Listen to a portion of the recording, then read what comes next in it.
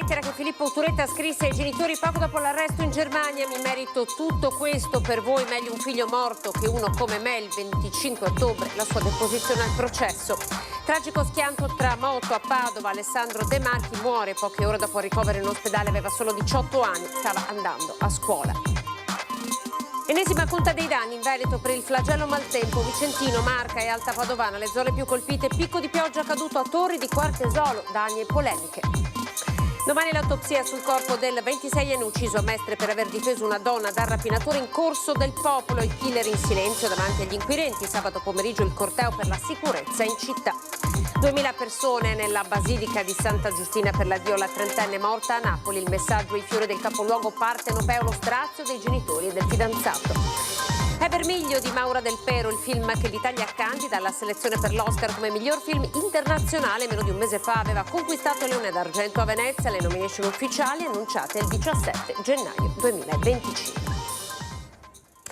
Il telegiornale del Veneto, buonasera, ben ritrovati. Partiamo come sempre con il sondaggio che tocca il tema del maltempo, con l'intenzione del governo di far fare un'assicurazione obbligatoria alle imprese affinché possano essere tutelate dai danni proprio che il maltempo potrebbe causare alle loro aziende. Maltempo, assicurazione obbligatoria per le imprese, è giusto? Siete d'accordo? Utilizzate come sempre i contatti che vedete in sovraimpressione per dire la vostra all'esito del sondaggio in onda durante la puntata di Ring questa sera. E partiamo con la lettera che Filippo Turetta dal carcere scrisse ai genitori: non meritate un figlio come me, meglio essere rinnegato. Sono le parole del ragazzo poco dopo l'uccisione di Giulia Cecchettin.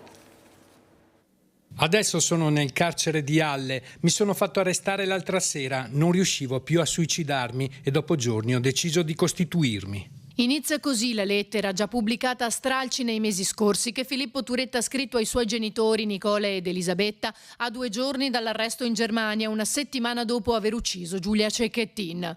Il 22enne di Torreglia continua raccontando passo dopo passo in maniera precisa ciò che è accaduto dal momento dell'arresto. Le foto segnaletiche, le impronte, i vestiti nelle buste di plastica fino alla notte in una che, si legge, penso essere una stanza di isolamento. Poi i campioni di DNA e l'incontro con l'interprete che definisce molto cordiale. Ma una volta raccontati i tecnicismi, Turetta si lascia andare, mette nero su bianco le sue paure e i rimorsi. Finora qui in Germania sono stati tutti molto professionali e bravi, nessuno mi ha picchiato o torturato, ho un po' di paura a tornare in Italia anche per questo. Ho generato tanto odio e rabbia, mi merito tutto questo dopo quello che ho fatto.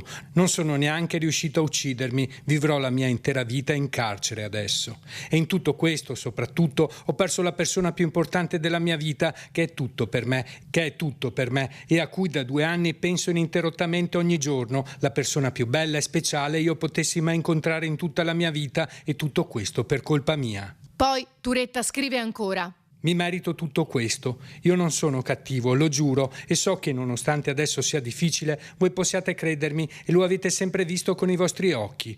Ogni momento penso che vorrei tornare indietro, non esiste perdono o qualcosa del genere per questo, e io non lo voglio, non lo merito.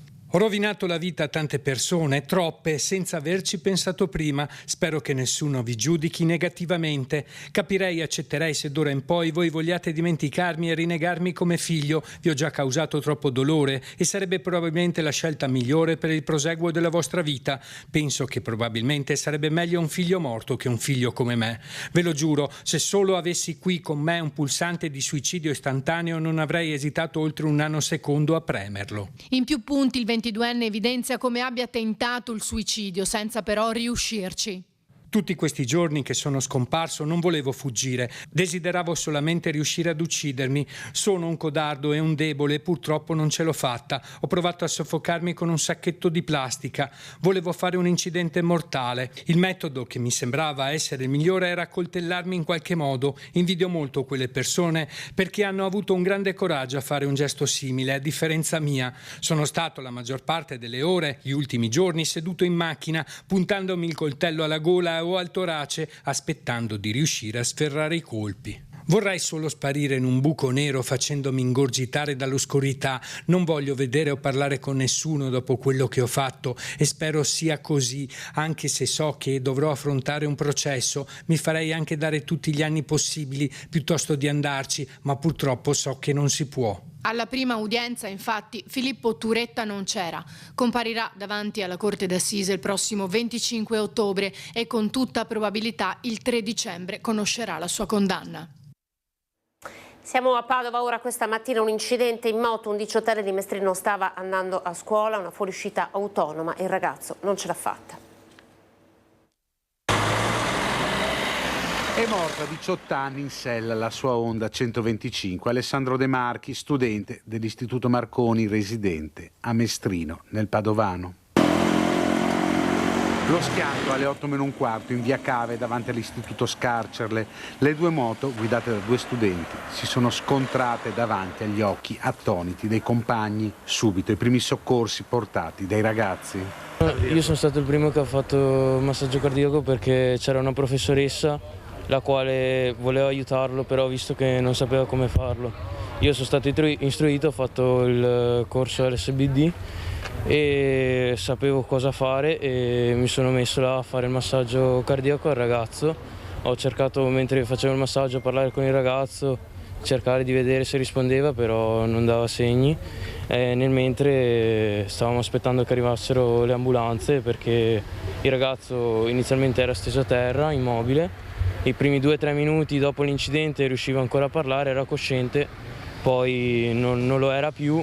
Hanno chiamato e hanno detto quelli del pronto soccorso di doverlo girare e una volta girato io ho iniziato col massaggio. La corsa in ospedale, ma per Alessandro non c'è stato nulla da fare. In tarda mattinata la notizia si è diffusa anche tra i corridoi degli istituti. Lui era un compagno di classe di un mio caro amico, io l'avevo visto più volte perché con la scusa che anche questo mio amico ha la moto ogni tanto si trovavano, andavano a fare i giri o lo vedevo comunque nel mio paesino là quando uscivano. Sì, è una tragedia, sì. Mi dispiace intanto per quello che è successo, però probabilmente ne parleremo perché noi a scuola facciamo anche per esempio un'ora di attualità. Un ragazzo solare con una grande passione per la moto, iscritto al 5º anno dell'Istituto Marconi. Il collante della classe lo definisce la preside, che questa mattina è andata in aula ad avvisare i suoi compagni. Per molti anni era stato rappresentante di classe, un ragazzo conosciuto e ben voluto e molto diligente. Anche per questo gli altri rappresentanti degli studenti si stanno già organizzando per ricordarlo. Mi vedrò con gli altri rappresentanti e parleremo di quello che è successo, che è un fatto che ha sconvolto non solo le scuole della zona, perché io ho tanti amici in giro per Padova che mi hanno detto che la notizia è giunta. Tutta la mattinata la notizia girava, ma mai non è uscito il fatto vero. Poi adesso, verso mezzogiorno, si è saputa purtroppo questa triste notizia. Al vaglio della polizia locale la dinamica dello schianto. Alessandro lascia nello sconforto i genitori. La mamma è arrivata sul luogo della tragedia mentre erano in corso i disperati tentativi di rianimazione. Nelle prossime ore verrà stabilita la data del funerale. Siamo al maltempo, partiamo dal Vicentino. Tra i comuni più colpiti c'è Torri di Quartesolo. Partiamo da qui. Una pioggia da record e non senza conseguenze su garage, taverne, scantinati, finiti di nuovo sott'acqua. Un picco, quello registrato da Torri di Quartesolo per le precipitazioni di ieri in serata. 130 mm di pioggia caduta, di cui 100 concentrati in sole 2 ore. Una distanza ravvicinata che ha fatto saltare il sistema allagando le strade e mettendo in difficoltà la rete idrica secondaria. Tra le zone più compromesse Lerino e Torri, 2 bombe d'acqua, una di seguito all'altra, che non hanno avuto il tempo per essere smaltite. Sono caduti 48 mm d'acqua dalle 19 alle 20 e poi altri 48 dalle 21 alle 22. Quindi 2 fenomeni ravvicinati che hanno un tempo di ritorno di 100 anni. Eventi climatici sempre più frequenti. Mi dicono gli esperti che l'Adriatico è molto caldo, quindi è una carica di energia importante, benzina per le perturbazioni che attraversano il nostro territorio. Allagamenti nella zona Casoni, in via Firenze, in via Ancona. Per molti cittadini una notte passata ad aspirare l'acqua e la mattina a pulire dal fango, salvando il salvabile. Stanotte c'è stato il macello, c'è stata l'acqua alta fino a 1 metro, come vede lì. Siamo messi molto male, abbiamo perso per la 3ª volta abbiamo perso tantissimo. Tutto da porta via, tutto, ma è già la seconda volta che ci succede in 4 anni. La prima volta mi portava via 7 macchine e adesso per fortuna la macchina l'abbiamo salvata. Non ho capito se veniva da là, da qua, non ho capito. Comunque veniva dentro, come il mare, un mare. In 5 minuti era già pieno il garage. È roba di cantina, quindi niente di grandissimi valori, frighi, piatti, bicchieri, ma è questo. Più la fatica, per fortuna abbiamo salvato le macchine stavolta. Nella Marca, a Silea, dove è esondato il melma, la sindaca Cendrona accusa la regione, Genio Civile e Consorzio che dice i sindaci sono stati lasciati soli. È forse questa una delle immagini simbolo della difficile notte vissuta a Silea, con un'anziana tratta in salvo dalla sua abitazione da un gommone dei vigili del fuoco. È più o meno la mezzanotte quando le strade del centro, via Roma, via Macello e altre diventano un fiume. A esondare in particolare è il torrente Melma, che tocca quasi 3 metri. Nessuno scampo per i piani terra delle immediate vicinanze. La conta dei danni è iniziata con la luce del giorno e con essa anche le polemiche. Un bel disastro, sì, soprattutto perché non l'avevamo previsto e quindi non ho messo né paratie né niente. Adesso dobbiamo ancora quantificare bene i danni, però anche qui in agenzia, essendo un po' più alti, non era mai entrata, invece stavolta mi è entrata giusto a livello delle prese. Acqua sporca più che altro. Anche perché noi abbiamo la melma che circonda praticamente tutta la zona e ancora prima che esondasse dalla parte davanti aveva già praticamente circondato tutto quanto lo stabile. L'acqua è arrivata fino qua.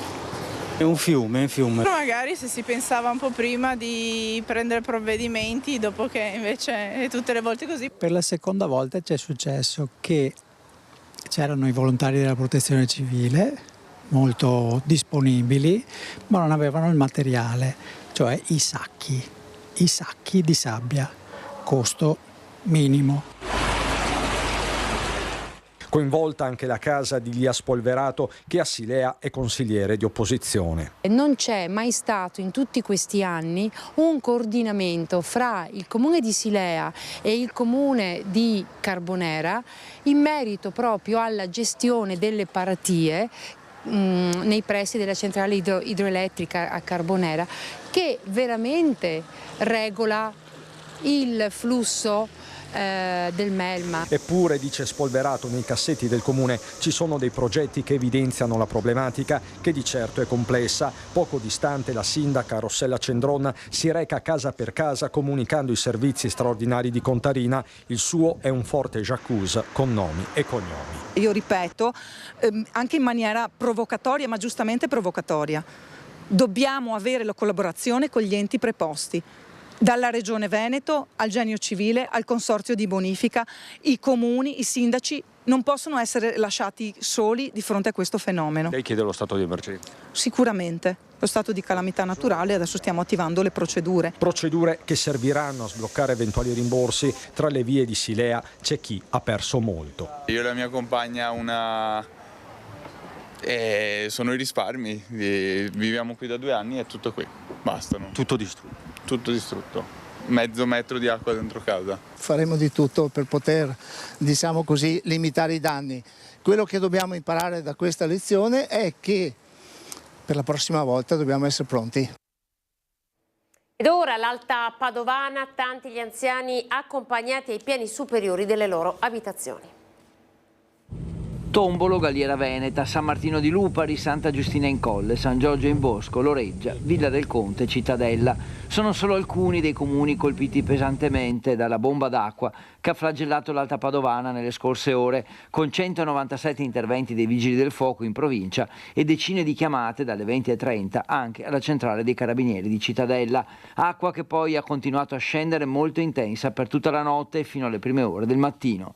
In particolare alcune pattuglie delle nostre stazioni questa notte sono state indirizzate verso situazioni in cui alcune coppie di anziani erano rimaste isolate al piano terra delle proprie abitazioni mentre si stava alzando l'acqua, le hanno aiutate quindi a raggiungere località più sicure affidandoli a parenti o ai figli e soprattutto rassicurandole nel momento in cui il panico stava prendendo il sopravvento. In alcuni casi è stato necessario e indispensabile l'intervento per andare a spostare delle persone, soprattutto anziani e disabili, perché si trovavano in luoghi dove la depressione ha portato l'acqua e quindi in stanze di abitazione dove l'acqua cominciava ad avere altezze di 20-30 centimetri. Scantinati e case allagate, aziende chiuse per l'acqua ma anche per blackout elettrici, anziani soccorsi dai carabinieri, vigili del fuoco e protezione civile e accompagnati da parenti o spostati ai piani superiori delle abitazioni.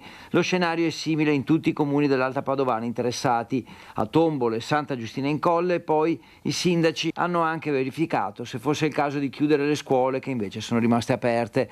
Le squadre dei vigili del fuoco sono intervenute con il personale speleo e alpino fluviale, con motopompe e idrovore. A rendere più critica la situazione è stata l'intensità delle precipitazioni nell'arco di un'ora. Si parla di circa 160 mm d'acqua in un'ora e 50 minuti. Devo dire che fortunatamente non mi risulta ci siano danni alle persone, ma sicuramente molti danni a cose, ad immobili, abitazioni sotto acqua, scantinati sotto acqua, quindi i danni alle cose sono molte, stiamo facendo la conta in questo momento. L'eccezionale portata d'acqua ha generato l'esondazione del fiume Tergole e del fiume Piovego, nonché del canale Vandura. Il dispositivo di soccorso è stato integrato con 15 unità di personale e mezzi dei vigili del fuoco provenienti da Rovigo, Venezia, Verona e Belluno. Problemi anche lungo la linea ferroviaria Bassano-Padova, interrotta fin dall'alba tra Cittadella e Campo San Piero, disagi pesanti con un paio di treni cancellati e poi autobus sostitutivi per tutta la giornata tra i due comuni, mentre nel resto del percorso i convogli hanno circolato regolarmente.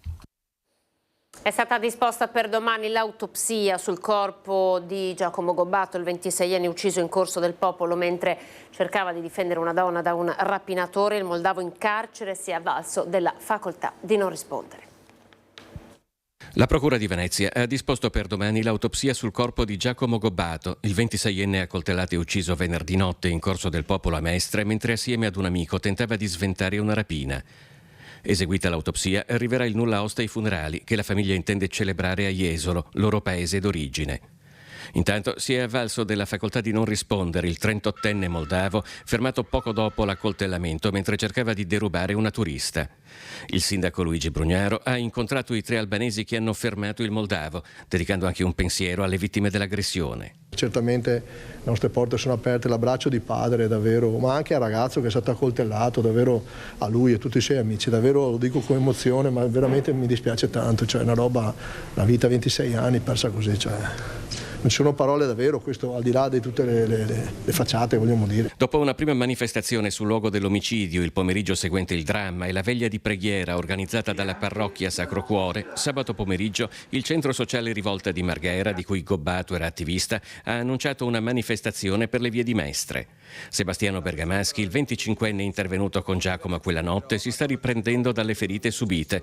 Ha detto che inseguirebbe quell'uomo altre 1000 volte perché per lui e Giacomo non era possibile girare la testa dall'altra parte.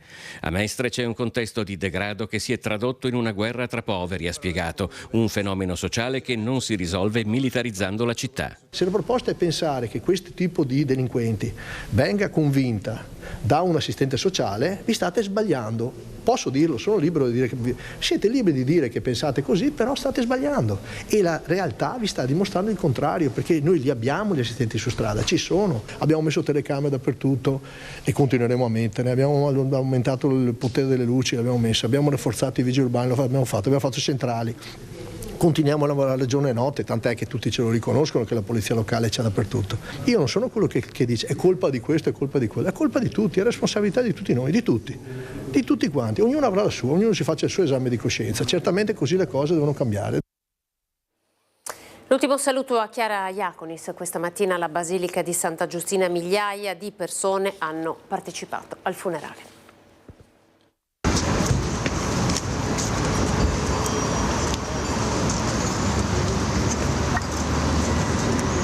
I girasoli, fiori che amava e che ricordano il suo sorriso solare e gentile. 2 ali di folla hanno accolto il feretro di Chiara Iaconis nella Basilica di Santa Giustina. 2000 persone arrivate dalla Calabria, da Napoli, da Parigi si sono strette ai familiari della giovane morta dopo essere stata colpita alla testa da una statua precipitata da un palazzo dei quartieri spagnoli.